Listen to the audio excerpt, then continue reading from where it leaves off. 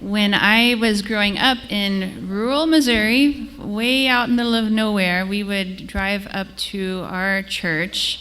We varied throughout the years. Sometimes we'd go once a month or every other week. But when we were driving to St. Louis to go to church, we would go to the little Baptist church at the end of our road. A little white church with a little white steeple and like one little Sunday school room. And the pastor would give a message, and his wife would try very hard to play the piano for us to sing the hymns from the hymn book. It wasn't always on key, but I remember singing that song a lot, which is it's interesting because I didn't ask Chelsea to sing that song. She offered it to me, and I was like, oh, I know that one. Let's do that one. So, but I think it goes very well with my message, and I'm going to talk about God's heart behind the word. And so what it comes down to is our relationship with God, which reminds me of the song where it's like the most beautiful parts of our relationship with God are those special times that we share in communion with God. Yesterday, as we shared in the announcements, we had our pledge service to celebrate our True Parents' birthday and anniversary of Foundation Day.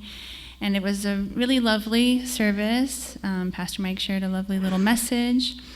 And something that really stuck out to me and that I was left with from yesterday is that, our founders, whom we call our true parents, came to help all of us to become true children of God.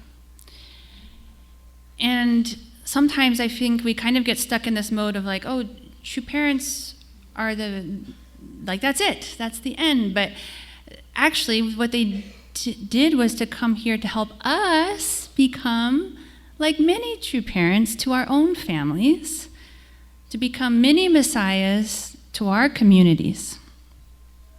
And I have a quote here to illustrate. God wishes for each of us to become a messiah to our community. With the heart of a true parent, each person has to love God and his or her community. This is the mission God calls every man and woman to fulfill. So what a lovely thought. But when we think about, well, how are we supposed to go about doing that, it gets a little bit more complicated. If you read Divine Principle, which is our scripture book, it's pretty long and detailed.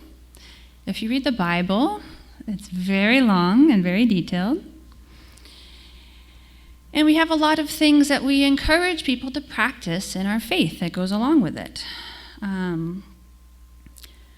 Sometimes, though, we get caught up in the details of our theology and what people should or shouldn't be doing, and can unfortunately lose sight of what the heart of the matter is. So I think of this as, I can relate to this as a parent with my kids, right? Growing up, I had chores and rules I had to follow, and as a parent, I have chores and rules that my kids need to follow. Sometimes we get overly attached to the outcomes or whether or not our kids are doing what we want them to do.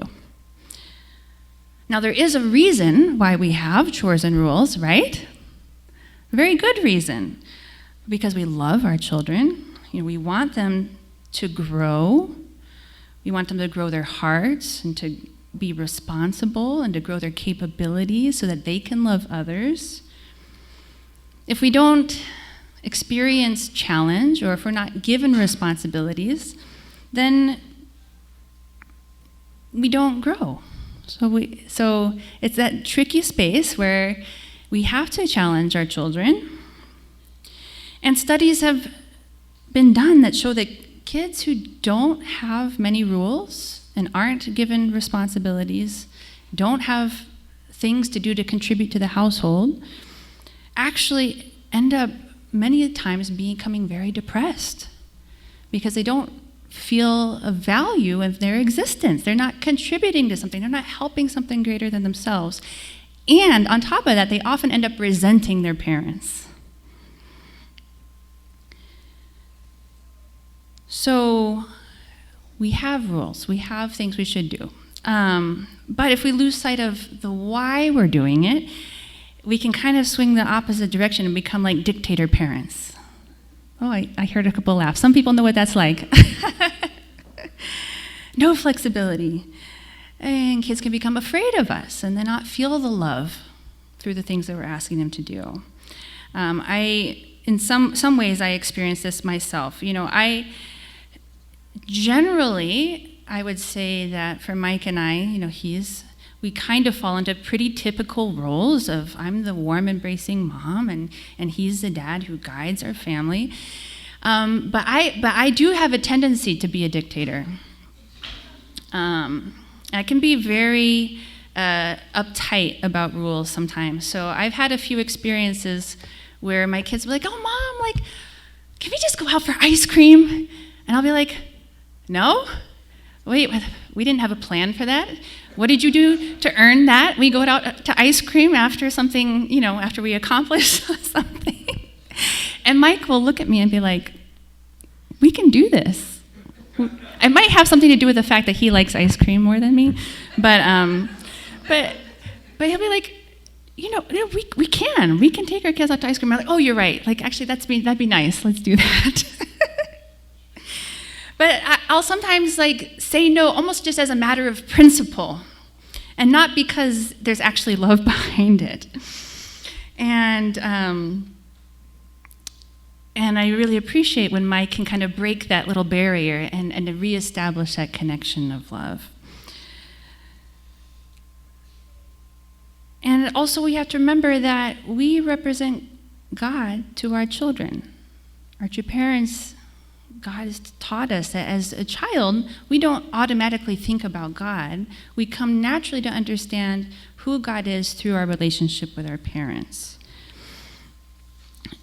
I saw this many times when I was leading teams on a missions program. I'd often talk with my members and how are you? How's your relationship with God? How's your relationship with your family at home? And I would always find that however they felt about their relationship with their family at home, especially their parents, many times was in direct correlation with how they felt about their relationship with God. If they felt that their parents were really overbearing and domineering, then they had a fear of God. They were always scared to do something wrong because they felt God might punish them. And however they felt about their parents was often how they felt about God. So that's just a little example of a personal experience from my relationship with my kids and my family. But, back to our faith. There are core aspects of our faith that make it what it is. We have some unique and distinctive beliefs and understandings. One, that humanity's fall away from God, our separation from God, was caused by 4 specific things. First, failing to see from God's viewpoint. Second, leaving our proper position, reversing dominion, and then multiplying evil. And one thing leads directly to the next. And with that is our understanding that to bring humanity back to God, we have to reverse those mistakes, where we have to restore them. So we see it as being crucial that when we are in our life, we strive very strongly to see from God's point of view, both myself and others, or situations. Whatever I'm in, I try to not see from my narrow viewpoint, but to see from God's viewpoint. And then with that, we can maintain our proper position, right? I can maintain the position of a loving parent rather than becoming a parent who depends on my kids to maintain my emotional stability or something like that, right? We maintain our proper position. And we strive very hard to multiply goodness. that is one really specific and unique, I would say, belief or a kind of understanding or rules of our faith. Another one is that in our faith, in order to receive the Messiah and also become the many Messiahs, it's crucial that we create a foundation of faith and a foundation of substance. So the foundation of faith is that we're making the conditions, we're taking the actions, we're making the commitments to connect to our Heavenly Parent. We connect vertically to God, right? To align ourselves in resonance with God. That's the foundation of faith. But then also, like in substance in our life, to create successful, unifying relationships the way that God would have us. So there are other things, but those are two examples that come to mind as kind of the non-negotiables of what it means to, if we call ourselves a unificationist or a member of the Colorado Family Church, like these are things we agree are good and we should do. These are intrinsically things we want to strive for in our life. The laws of the universe reflect the unchanging nature of God's will. Just as the physical laws remain constant, so do the spiritual laws that guide our lives and relationships. So there are, I would say, like unbendable rules that are really just an expression of who God is and what God is trying to do in this world. However, I have also seen many of us take interpretations of our faith and apply them with an iron fist. And we lose people because we're losing God's heart in that process. I have a kind of funny example of this. This is a little bit more of a lighthearted one. It wasn't funny at the time, but for example, when I was on the missions program, we had a policy, we had a rule to not shake hands with people. And you might laugh, but actually, if you think about it, we were like 18, 19-year-old girls going out often by ourselves to everywhere in America. Office buildings, parking lots, door to door. We met every single kind of person in this country that you could meet. We met wonderful people. We didn't know who you were going to meet, right? You can't just look at somebody and be like, oh, this is like a bad person. But that was our job, was to go out and meet everybody. So if you think about that, there's a good reason for that. There were all kinds of people with all kinds of intentions.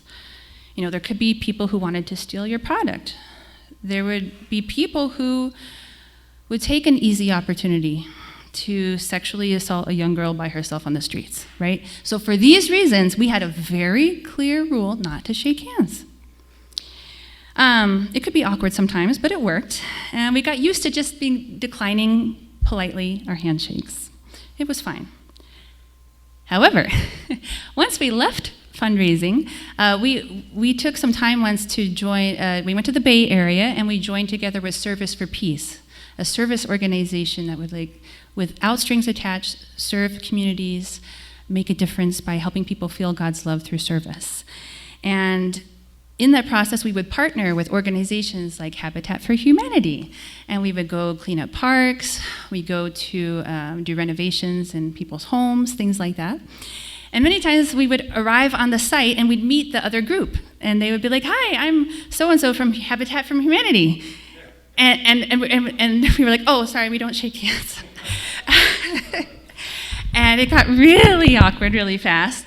I think they're like, "Oh, you're arrogant, you're racist," all these things.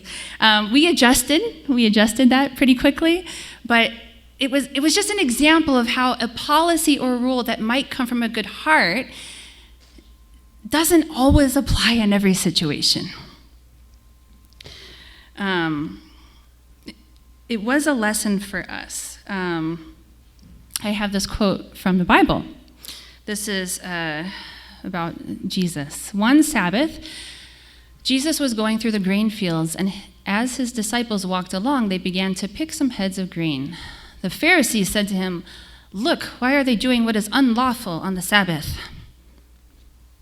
He answered, "Have you never read what David did when he and his companions were hungry and in need?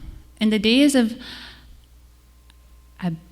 Abiathar, the high priest, he entered the house of God and ate the consecrated bread, which is lawful only for priests to eat. And he also gave some to his companions." Then he said to them, "The Sabbath was made for man, not man for the Sabbath. So the Son of Man is Lord even of the Sabbath."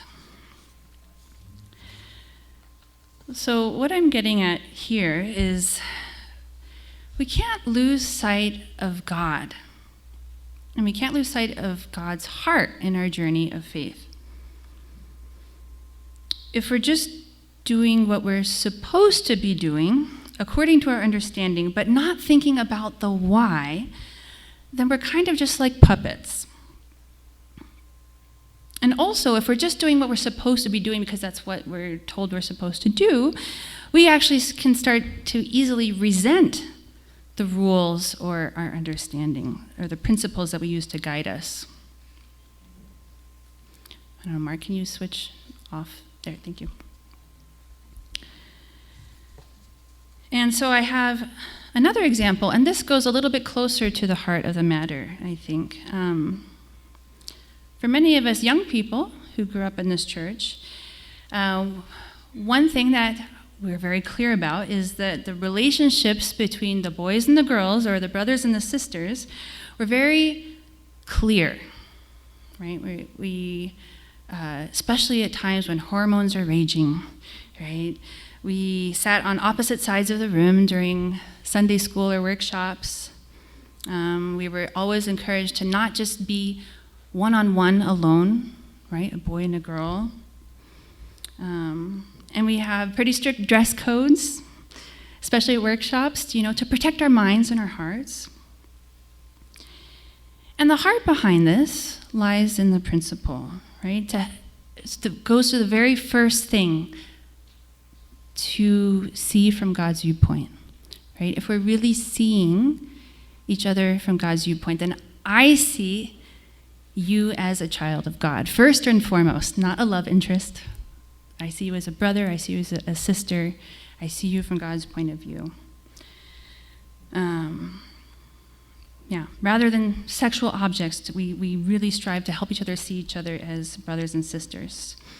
So these are good rules, and they're based in principle. But they are not the principle itself. Right? These are not like laws that are laid out in the Bible, like boys must sit on one side of the room and girls must sit on the other side of the room. If so, that's what we'd be doing here today. I'd have all of the men go sit on this side and all the women go sit on this side. If it was a law, I would never let Mike have a meeting with Hisako-san in the office. I would never sit down with Dushan to have tea when I go to pick up Mia from his house. I would never wear a tank top on a hot day. So you guys get it, right? You get that there's a time and a place, and there's an interpretation based on the principle, but there's a difference between like the immutable, unmovable principles and God's laws based on God's heart and the interpretation and practice of it. But unfortunately, sometimes they were treated as God's laws. So I have some friends that I grew up with who were basically told, like, never talk to a boy, ever. Never look. You don't even want to know what they look like. And it was very, very, very hard in their later years to actually find out, how do I make a relationship? I don't want to be married to one of those. I've been taught they were evil my whole life. How could I possibly marry one? And there's a lot of confusion and heartache and resentment and trouble that came out of taking a practice, like an interpretation of God's principle for certain situations and applying it universally, forever. So the important thing is going back to God's heart behind the words, right? Seeing from God's viewpoint, not leaving proper position, multiplying goodness in all situations, right? If we were to do these things in all situations, we would avoid all of the troubles that we make these rules for. Certain rules can help facilitate goodness, in situations. But the important thing is, what is God's heart behind all of this? Also, if we really understand God's heart, which we have a window into because of our two parents' example and the words that they give us, then not only will we want to follow rules, but we will actually want to practice our faith actively. We want to strive to see from God's viewpoint in all situations. We'll actually want to even love our enemies. The principles of God's heart not only help us to do the things that we shouldn't do, right? Many times we think of rules as things to keep us from doing the things that we shouldn't do. That's generally how laws in the world apply, right? Like, don't steal, don't hurt other people, like the things that we shouldn't do. But a real relationship with God and a true understanding of God's heart will guide us in the actions and decisions and choices that we should make, not only in the things that we shouldn't do. So I'm not saying that I am a perfect example of this. I'm striving for it, as we all are. And because we're not all there yet, we need to continually feed our hearts and our spirits and our minds with prayer, right? We need to walk in the garden alone with God. We need to consult God in prayer. We need to consult God's words to help guide us, right? So we can align our conscience, so we're ready to make the good decisions when we need to. But we do recognize that these principles will actually make us happier. These are what will lead us to becoming true parents to our families and mini messiahs to our communities. Here's another quote. There we go. The laws of the universe reflect the unchanging nature of God's will. Just as the physical laws remain constant, so do the spiritual laws that guide our lives and relationships.